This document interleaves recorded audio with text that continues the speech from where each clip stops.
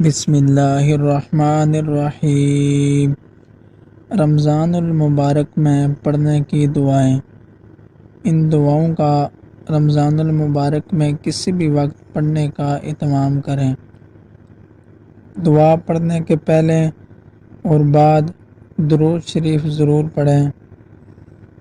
اس کے بعد اللہ تعالیٰ کی بارگاہ میں دعا کریں، اے اللہ ہماری زبان پر کلمہ طیبہ ہمیشہ جاری رکھ۔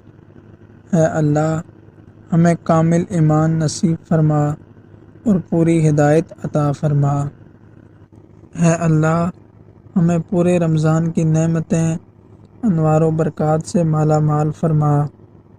اے اللہ ہم پر اپنی رحمت نازل فرما کر کرم کی بارش فرما اور رزق حلال عطا فرما۔ اے اللہ ہمیں دین اسلام کے احکام پر مکمل طور پر عمل کرنے والا بنا۔ اے اللہ تو ہمیں اپنا محتاج بنا، کسی غیر کا محتاج نہ بنا۔ اے اللہ ہمیں لیلۃ القدر نصیب فرما۔ اے اللہ ہمیں حج مقبول و مبرور نصیب فرما۔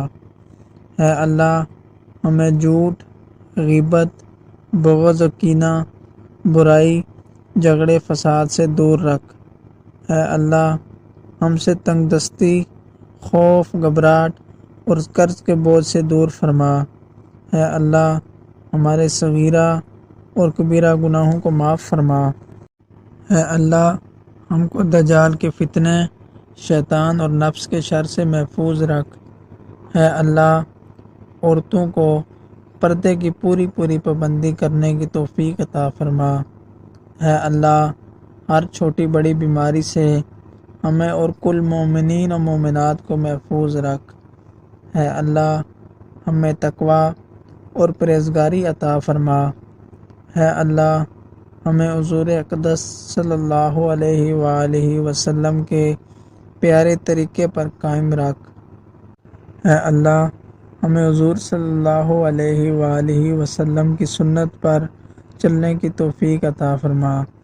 اے اللہ ہمیں قیامت کے دن حضور صلی اللہ علیہ وآلہ وسلم کے ہاتھ سے جام کوثر پینا نصیب فرما۔